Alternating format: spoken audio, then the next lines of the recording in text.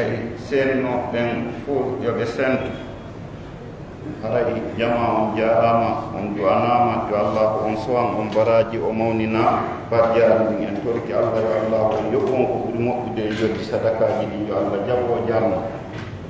haray téléphone ji men ɗi torodiri téléphone ji ɗi mo be yo wattan yilla e téléphone mum o ndarte téléphone ji ɗi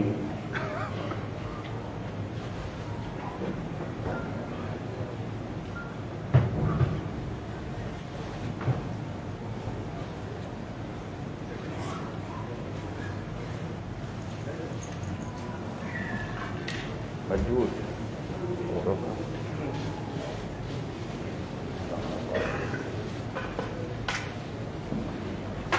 Nah, foto.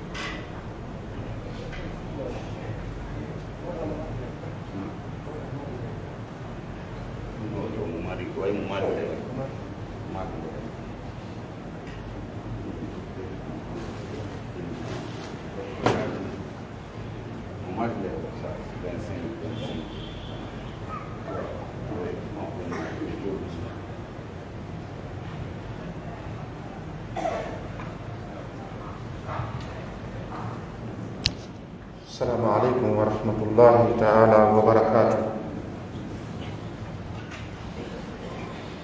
الله أكبر الله أكبر.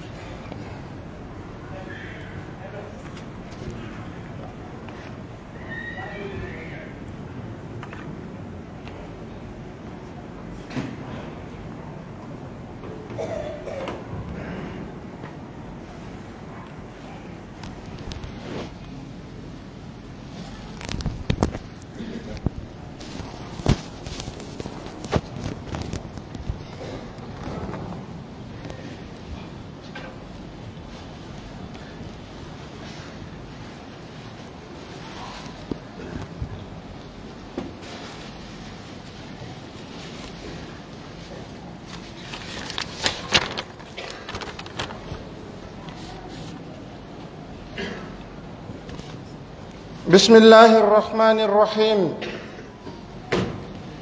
الحمد لله القائل: قد أفلح من تزكى وذكر اسم ربه فصلى. أشهد أن لا إله إلا الله وحده لا شريك له، وأشهد أن محمدًا عبده ورسوله،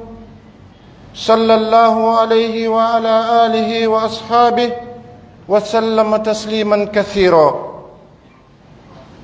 أيها الصائمون،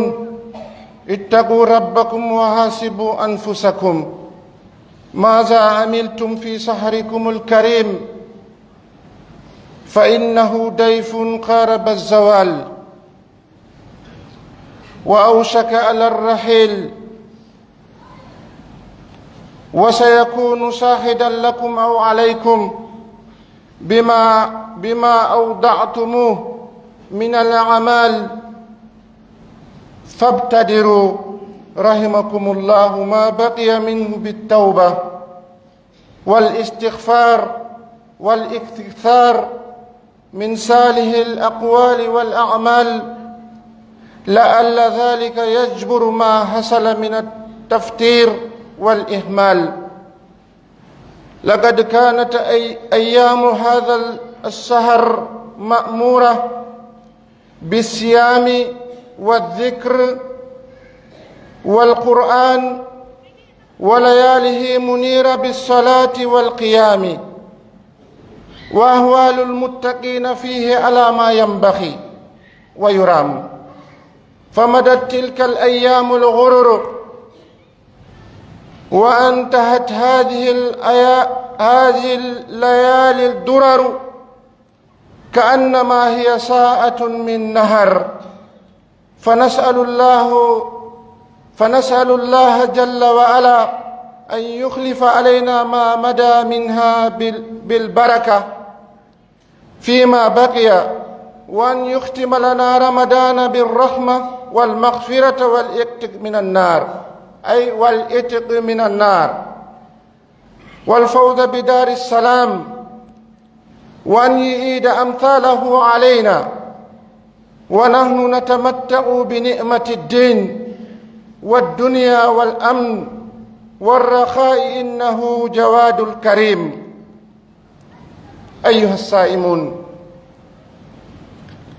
إن نبيكم شرع لكم في ختام هذا السحر عبادات جليلة يزداد بها إيمانكم وتكمل بها عباداتكم وتتم بها نعمة ربكم. شرع لكم زكاة الفطر والتكبير وصلاة العيد. إن يتي الله سبحانه وتعالى إن جرنيمو كانكو الله سبحانه وتعالى تقول إن ودي إن بيب آدم يلاني إن دو مؤجرة هيوند ويلند لونيوند مرند نفا يلتنقل إن دو مفتن لادو صلى الله عليه وسلم براد يدد دنك الله سبحانه وتعالى تاوينون دون إن لانداكي مو يواد دون koye yiɗugol en e yurmegol en e yiɗangol en moƴƴere ka aduna ɗo e ka lahara o waɗani en ɗum hanani en enen ɓeeɗo julɓe yen andi tan ɗum allah subhanahu wa ta'ala weltanoɗen mo waɗugol en ɗum ɗo jarnen mo. Anditen allah subhanahu wa ta'ala o wi'i se en jarnimo e nemaji makko ɗi o waɗani en ɗin o ɓeydana en. Nentoro Allah subhanahu wa ta'ala jalla wa ala yo juulo e hoore oɗo nelaɗo meɗen Muhammad sallallahu alayhi wa sallam afdalul khalq e ɓeygure makko nden e sahabaɓe makko ɓen ɓeɗo darinoɓe ha kaɗo dina hewti en ɗo enen en yangaki en tampali en sonjaki kamɓe ɓe ronditi fuu yo Allah yoɓɓe ko ɓuri moƴƴude. Musidɓe julɓe tedduɓe,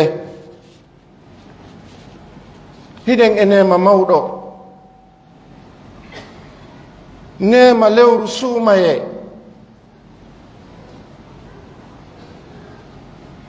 heewi no horudunoɓe e meɗen rowani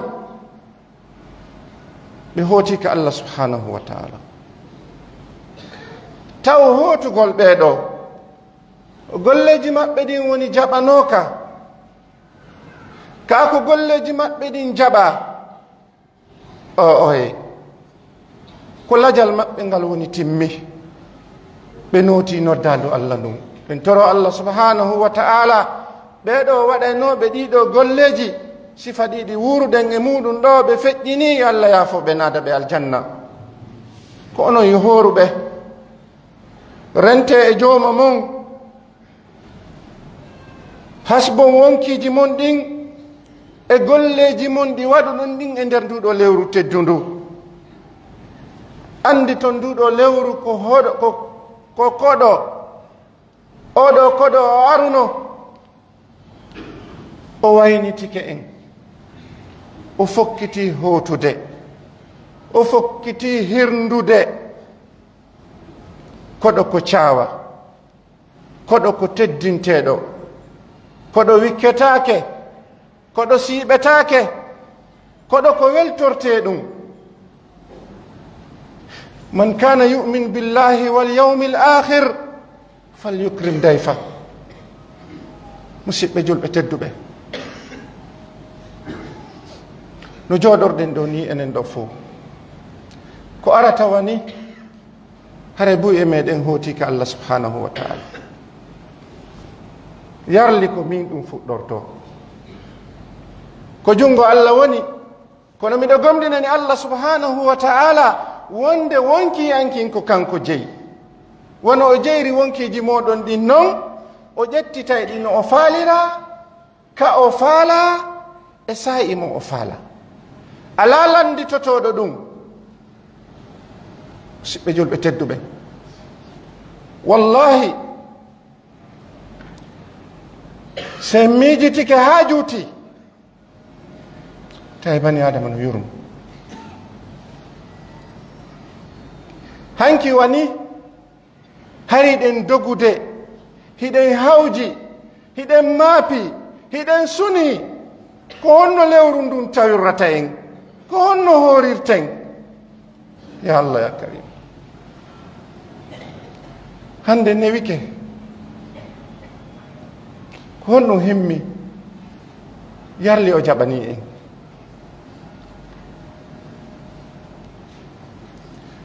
Allah hara o jaɓani en ko horuɗen musidɓe julɓe tedduɓe.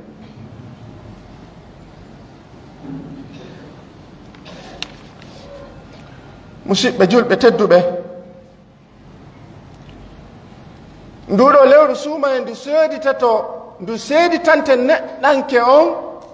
golleji makko ɗin ma ndu seedito heero makko. Yo Allah hara nduɗo lewru suuma en ndu seeditanto en golleji meɗen ndin. Seedita nagol en ko hollugol en golli golle ɗen no Allah subhanahu wa ta'ala noddiri ɗen e mum, nelaɗo sallallahu alayhi wa sallam ekkiti en. Wota ndu seedita hoore men, ndu ari ko en ɗanotoɓe, ndu ari ko en yennoɓe, ndu ari ko en janfotoɓe, ndu ari ko en zinoɓe, ndu ari ko en ittata sadaka. Wota ndu seedita hoore men e ɗum ɗo yeeso Allah subhanahu wa ta'ala. Yo Allah waɗan e nduɗo lewru suumaye sahar maqbul, lewru jaɓandu musidɓe julɓe teddu.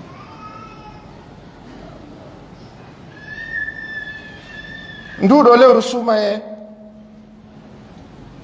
ndu seeditano en golleji meɗen ɗin. ɓayen andi nduɗo seeditanto en tinnoɗen yeccoɗen hettinen no gasa ko waɗanten kon ɗum Allah subhanahu wa ta'ala yurminay en yaafo en e ko lutti ɗo sen anditi ɗum en tuubi en ruttike ka Allah subhanahu wa ta'ala. En waɗi istighfar, en duɗɗini moƴƴereji e konguli e kuuɗe. Si ɗum waɗi Allah subhanahu wa ta'ala o moƴƴinanay en, o réparana en faljereji men e angal tinnare e yawagol nde ɗo moƴƴere. Musidɓe julɓe tedduɓe, nduɗo lewru suumaye ndu ardi e ñalle jalbuɗe, ñalɗi annora, ɗi ardi ɗum e horugol e waɗugol zikr e jangugol qur'an. Jemmaji ɗen kadi ardi e annoraji e juulugol e daragol qiyamul layli.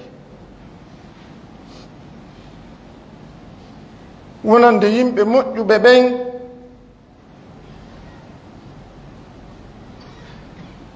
hananiɓe tawi ɗum ko golleji maɓɓe ɗin moƴƴi ɗin ɗiɓe wonno waɗude ɗin ɗo e nduɗo lewru arde, Allah tabintiniɓe kadi e muɗum. O yi golle ɗen fof ko tabintinede. Tabintinanede naafi margol jawdi, naafi ngari, naafi gandal, naafi lasli, ko yurmede Allah subhanahu wa ta'ala. Musidɓe julɓe tedduɓe, feƴƴi e ñalɗi tedduɗi, ñalɗi ɗin feƴƴi alhaaliji e ŋoŋure e angal heɓugol ko timmani ɗum no faalira noon, kono wakkili ɗen e mum tawi ko habbi ɗen ko faala ɗen ko joddi Allah subhanahu wa ta'ala. Jemmaji ɗin kadi tawi en e ɗum wakkili ɗen lanni. Musidɓe julɓe tedduɓe, yero ɗi golleji men ɗi waɗɗen yo Allah jaɓan en. ɗum no feƴƴirde wa leeru gooto wa jemma e ñalorma, ko ɓurata andude juutugol tan, juutugol waɓato ko neɗɗo wonɗo nokku gootum. se landike ɗo ɓeeɗo wonɓe wadde ɗo o itikaf ko balɗe 10 ɓe ari waɗugol, kono ɓay ko dewal mo landike ɓe fewndo ɗo ni ko yo ɓeyde. yo Allah yoɓu on ko ɓuri moƴƴude, yo Allah anndi tan on ɗum, wota Allah hejji tan on accugol ɓen gureji moɗon ɗin aran ufina ɗon ka julirde Allah subhanahu wa ta'ala. on ñantini sunna nelaɗo sallllahu alayhi wa sallam yalla jonnitiron ɗum ka ñaama mo yawmal qiyama musidɓe julɓe tedduɓe yo allah lontinan en ɗeɗo golle makko e hoore meɗen e ko feƴƴi e waɗede barki allah ya allah min torikema allah e ko luttani men kadi e oɗo lewru suumaye timminan men ɗum e hoore yurmede e hoore yafanede e hoore rindinede e natugol jahannama musidɓe julɓe tedduɓe ko wonde ɗaɓɓude kon fof ko yo allah yaafo en allah wotanado en aljanna allah yo wotanado en jahannama yalla naado en aljanna mi torki allah musidɓe julɓe tedduɓe yo allah waɗu en foolondirayɓe fi heɓugol daru salam daru kisiye neɗɗo on so naati ton haray timmi sonsoli ala ton heege ala ton koyera ala ton laamu ala ton jasinede ala ton ɓurnede ala ton si wona ko allah ɓurnata kon e meɗen si en naati aljanna allah naadu en aljanna musidɓe julɓe tedduɓe yo allah ɓay ko kanko jogii o kanko waawi o kanko okkata kanko woni dokko ko okkata kon lannata konko o okkata o landata ko si o okka ƴettata ha ɗum lella allah yo arsiku en sifa ɗum ɗo mi torki allah subhanahu wa taala yo allah hollu en kadi sifa ɗum ɗo ko arata ha yeeso ton ha wawa siluttay musidɓe julɓe tedduɓe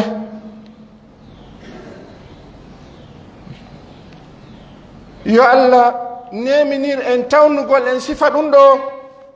tawa ko en julɓe o waɗana en ɗum dakit mi taragol ɗum ɗo wonugol julɓe hara hiɗen e nder diina allah kan hara hiɗen wuuri e hoore leydi allah ndin hara hiɗen mari kisal hiɗen mari dandal ɗen mari hoolare sabu honɗum allah subhanahu wa ta'ala ko okkata kon hino tiiɗi ko okki en ɗo ɗum ɗo hino tiiɗi yo allah waɗe en yimɓe anditanaɓe ɗum allah wa aqulu ma tasma'un wastaghfirullah li wa lakum fastaghfiruhu innahu huwal ghafurur rahim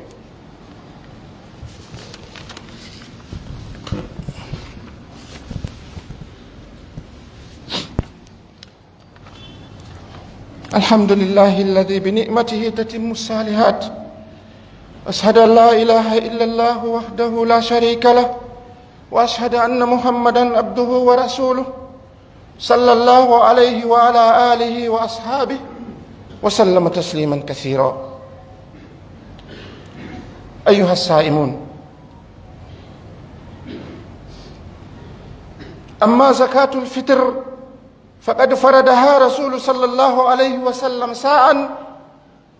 وهو 2 كيلو ونصف من الأرز أو غيره. قال ابن عباس رضي الله عنهما فرض رسول الله صلى الله عليه وسلم زكاة الفطر طهرة للصائم من اللغو والرفث وتؤمة للمساكين، فمن أدها قبل الصلاة فهي زكاة المقبولة،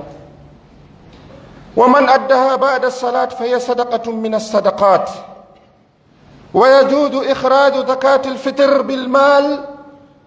ويقدر قيمتها في هذا العام أي 15,000 فرنك، كما يجوز أداؤها قبل العيد بيومين. أيها الصائمون، الصيام يختتم بعيد الفطر، فوجب عليكم إحياء هذه السنة المؤكدة والصبر في أدائها بالاستماع إلى الخطبتين، فلا ينبغي لمسلم أو مسلمة khuruju anha musidɓe julɓe tedduɓe en yetti Allah ko sabu yettugol Allah ɗiɗo nemaji makko timmata e hoore men en toro Allah subhanahu wa ta'ala yo juulo hoore oɗo nelaɗo meɗen Muhammad sallallahu alayhi wa sallam tagiraɗo sabu yurmede makko kanko Allah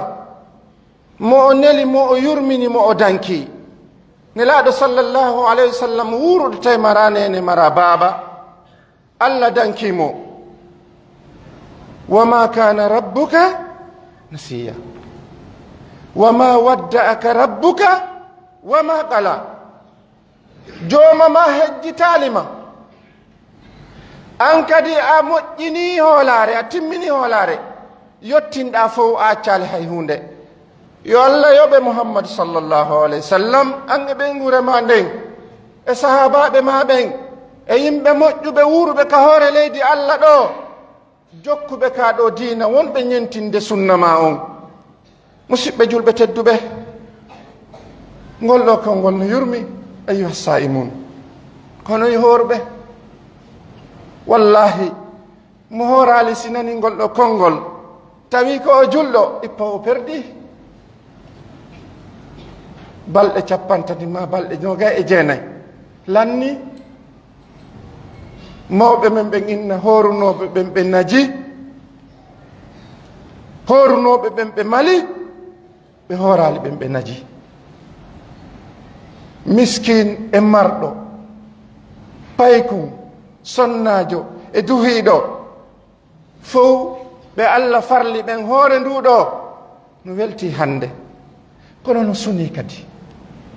no welti nduɗo lewru ari ɓe hoori ndu ɓe suni est ce que Allah jaɓaniɓe sahabaɓe tedduɓe ɓen kamɓe nduɗo lewru si arino ɓe weltoto ɓe wulla e Allah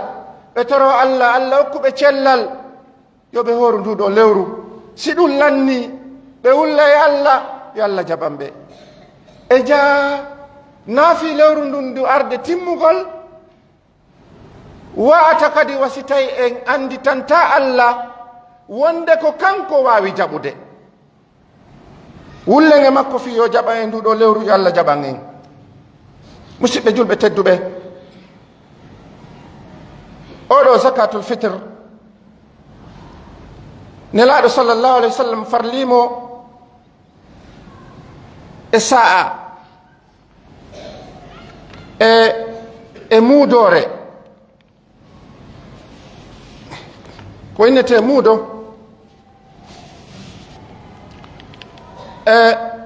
wonande ɓe anda ɓen ko récipient ko alha ko gollirkum nelaɗo sallallahu alayhi wa sallam ko ɗum etirayno muudo hande Allah subhanahu wa ta'ala jonni en moyenji yo ɗum waɗe e no ɓuri labirede ɗum no moƴƴinede makkatal mukarrama no addede haray nden ɗon hinde mesira 2,5 kilos haray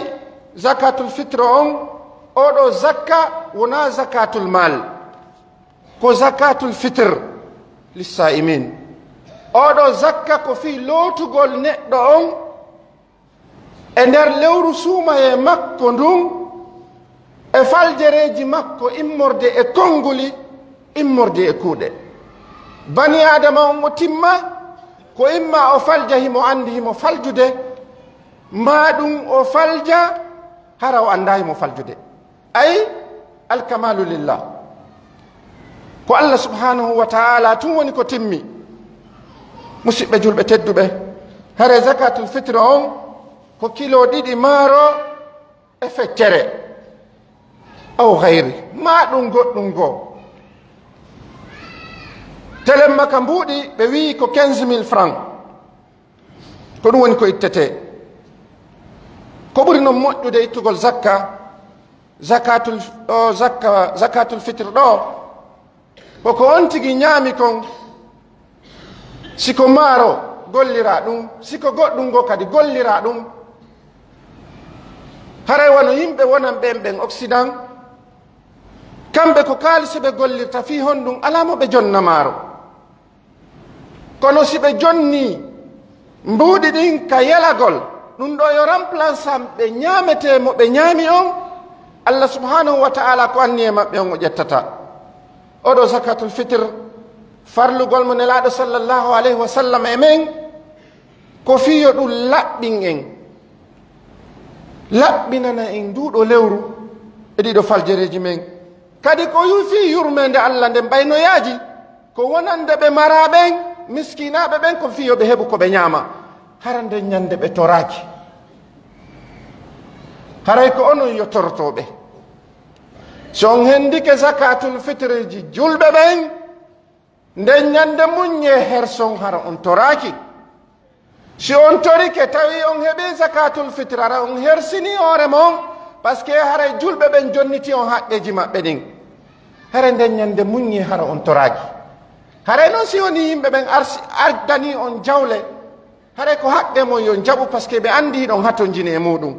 kono haray nden ñande toragol ngol haray hino ŋaɗɗini l'islam on ko ɗum waɗi si waɗini oɗo zakatul fitre musidɓe julɓe tedduɓe oɗo zakatul fitre hino sella hino dago ka l'islam yaltingol mo hara no lutti balɗe ɗiɗi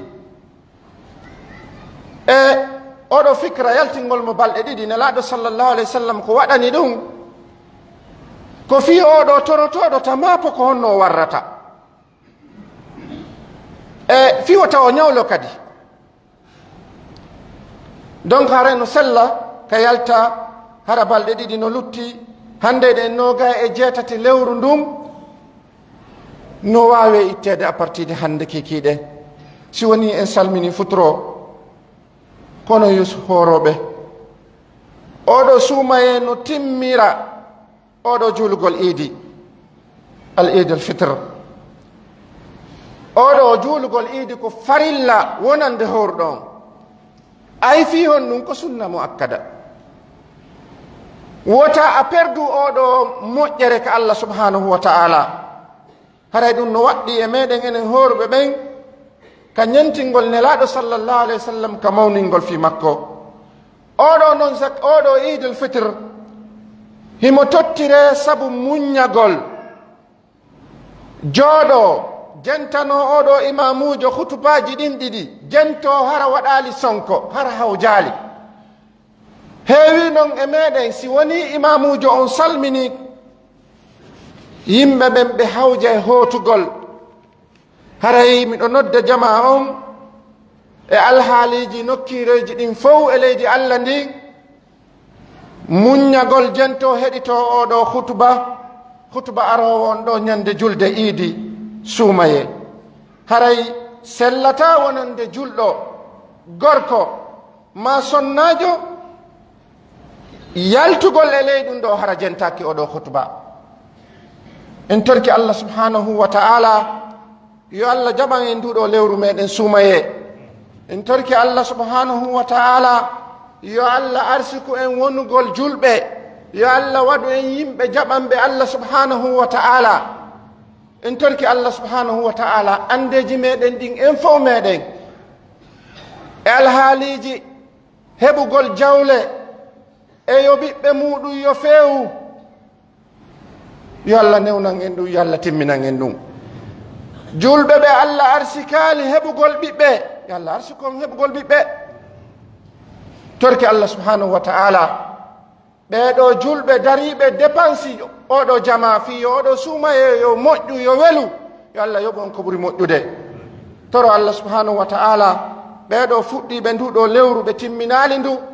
yo allah yaafo ɓe naada ɓe aljanna enen kadi yo allah jaɓan en yo allah hollu en timmode ɗum ɗo toro allah subhanahu wa ta'ala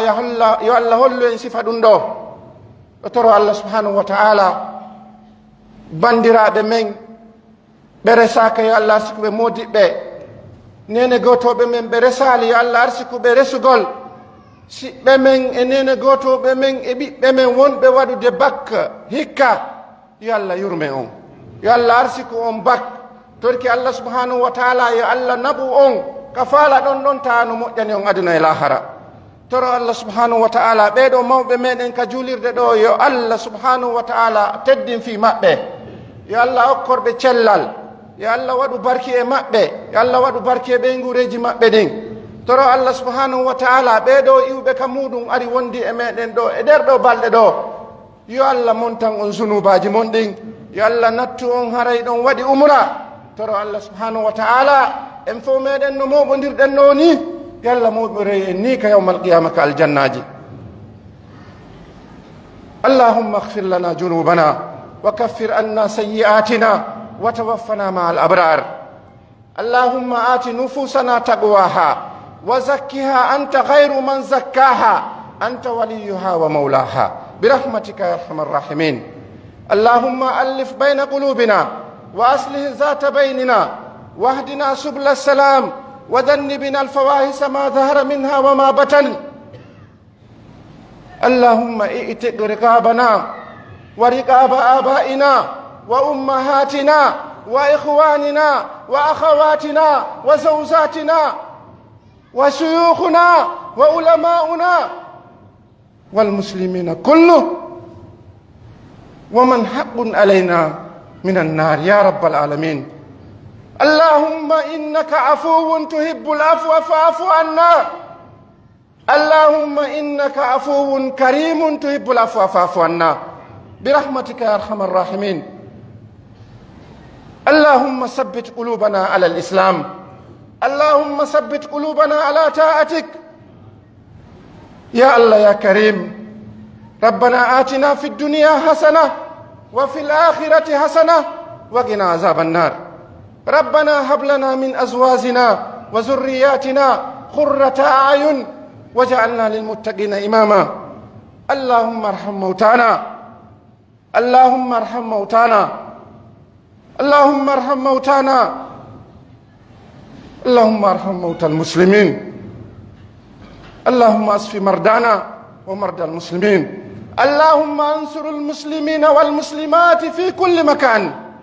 برحمتك يا ارحم الراحمين. ربنا أنزل علينا مائدة من السماء تكون لنا عيدا لأولنا وآخرنا منك وارزقنا وأنت خير الرازقين. اللهم صل على سيدنا محمد وعلى آل سيدنا محمد كما صليت على إبراهيم وعلى آل إبراهيم وبارك على محمد وعلى آل محمد كما باركت على إبراهيم وعلى آل إبراهيم إنك حميد مجيد. اللهم أضرب الظالمين بالظالمين وأخرجنا من بين أيديهم سالمين برحمتك يا أرحم الراحمين. اللهم اهدنا فيمن هديت وعافنا فيمن عافيت وتولنا فيمن توليت وبارك لنا فيما آتيت واقنا واصرف عنا شر ما قضيت فإنك تقضي ولا يقضى عليك إنه لا يذل من واليت ولا يعز من عاديت برحمتك يا أرحم الراحمين.